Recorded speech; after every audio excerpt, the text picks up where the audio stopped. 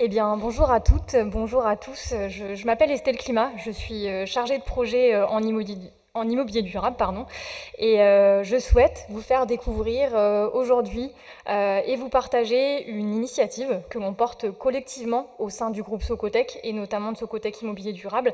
Et il s'agit du label EcoCycle, label d'économie circulaire. Alors à qui s'adresse ce label? Il vise principalement les commanditaires, maîtrises d'ouvrage, cherchant à déployer les principes d'économie circulaire à travers les opérations.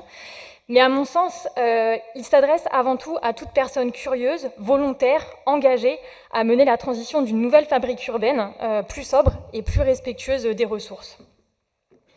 L'objectif, avant tout, c'est d'accélérer et massifier le développement des pratiques d'économie circulaire.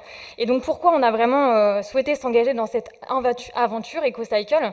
Eh bien, parce que nous sommes un acteur majeur du secteur du bâtiment et qu'on a une responsabilité à prendre le tournant, justement, d'un modèle actuel linéaire vers un modèle plus circulaire. Et dans cet exercice, une image vaut mieux que 1000 mots. Je vous présente celle du livre « Réparons la ville », qui a été édité par Dixit.net, Sylvain Grisot et Christine Lecomte, et qui montre que la ville est à l'épicentre de 3 crises. La crise écologique, la crise de la biodiversité et la crise des ressources. Et donc, on voit que le concept d'économie circulaire a vraiment monté, je dirais, en popularité ces derniers temps. Il a notamment fait l'objet d'une définition vraiment globale et systémique de l'ADEME et de l'Alliance HQE-GBC, qui classe en fait l'économie circulaire en 15 flux. Et donc nous nous sommes inspirés de cette approche systémique qui ne se limiterait pas à un seul aspect, comme par exemple le réemploi, qui est un axe incontournable bien sûr, mais qui doit se penser dans une boucle globale. Et à ce titre, on a prévu 4 sections, 4 piliers majeurs au sein du label EcoCycle, que sont l'éco-conception, l'économie responsable, le réemploi et le recyclage.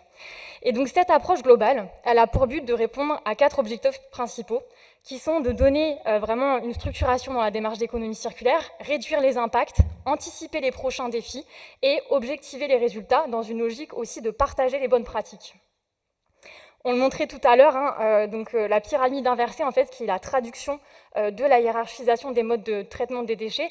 Eh bien, nous, c'est le totem qu'on a souhaité pour le label EcoCycle, puisqu'on a respecté dans cette continuité une pondération, c'est-à-dire qu'on a donné l'accent et la priorité à l'éco-conception de l'ordre de 40%, 25% à l'économie responsable, 20% au réemploi et 15% au recyclage.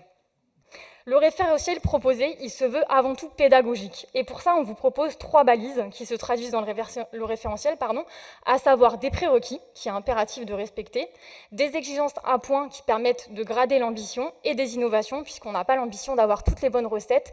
L'idée, c'est qu'elles viennent du terrain et effectivement du contexte. Et donc, j'insiste sur la notion de prérequis, puisque en fait, on mise vraiment avant tout dans la prise de conscience justement des champs des possibles de l'économie circulaire, et donc ça passe par le développement des compétences. Donc l'idée, c'est vraiment de susciter l'action par l'inspiration, et donc justement de ne pas simplement cocher des cases.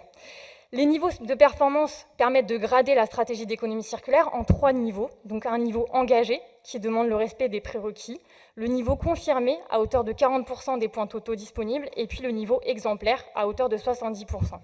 L'idée, c'est de proposer un label qui se veut évidemment agile. Il s'applique à tout type d'opérations, habitat comme tertiaire, portées par des maîtrises d'ouvrage publiques comme privées. Et donc, on veillera à accompagner les projets en construction, mais le label, il est aussi créé pour encourager vivement les projets de réhabilitation et rénovation. Pourquoi? Parce qu'on sait que 80% de la ville existe déjà, et donc tâchons de faire en priorité avec le déjà là. Concernant le processus de labellisation, il s'agit d'avoir 2 référents distincts, un référent qui aura évidemment le rôle d'auditeur pour objectiver les efforts menés, et puis un rôle de référent qui sera là pendant toute l'évolution du projet, comme un rôle de conseil et d'accompagnateur. Voyons ensemble le dispositif des 4 piliers. À travers l'éco-conception, nous encourageons l'approvisionnement durable, la conception environnementale pour limiter l'impact carbone et la synergie territoriale pour optimiser les flux. Nous avons ensuite donc l'économie responsable, donc qui se répartira en 3 enjeux. Et donc effectivement, l'éco-conception vise à limiter l'obsolescence programmée des bâtiments. On retrouve ici une illustration de Canal Architecture qui vous proposera une conférence intéressante. Et l'idée, c'est de pouvoir développer des solutions justement qui visent à limiter cette obsolescence programmée en facilitant l'évolution des biens. Et donc l'économie responsable donc, tend à justement intensifier les usages. L'idée, c'est de sortir de ce modèle des zones monofonctionnelles, habitat, tertiaire, industrie, pour aller vers des lieux de vie multiples et justement permettre à des usages, des besoins d'usage actuels pour aller vers des usages donc, futurs adaptés. Et puis donc, le troisième pilier est donc le réemploi des matériaux. L'idée, comme on le disait, c'est de respecter le déjà là, respecter ce qui est construit et de passer par justement un diagnostic des ressources pour objectiver le potentiel disponible et impliquer le réemploi dans l'ensemble des projets de construction ou de rénovation. In fine, la dernière boucle vers laquelle on souhaite le moins tendre, c'est évidemment le recyclage des déchets. On le rappelait à nouveau, le tri à la source est primordial pour optimiser justement la seconde vie des matières premières. Et donc l'idée, c'est vraiment d'encourager le recours à des filières locales de traitement des déchets et d'encourager le recyclage de manière optimisée.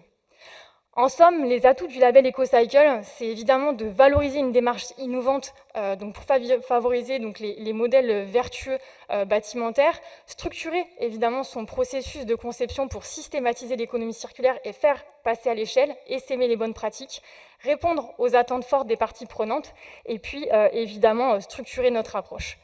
Je vous invite, pour aller plus loin, à donc, découvrir notre livre blanc sur l'économie circulaire, donc, qui a été édité en avril dernier et qu'on aura plaisir à vous présenter dans le cadre de la Semaine du développement durable, donc le vendredi 23 septembre, à l'occasion d'un prochain webinaire. Voilà, je vous remercie.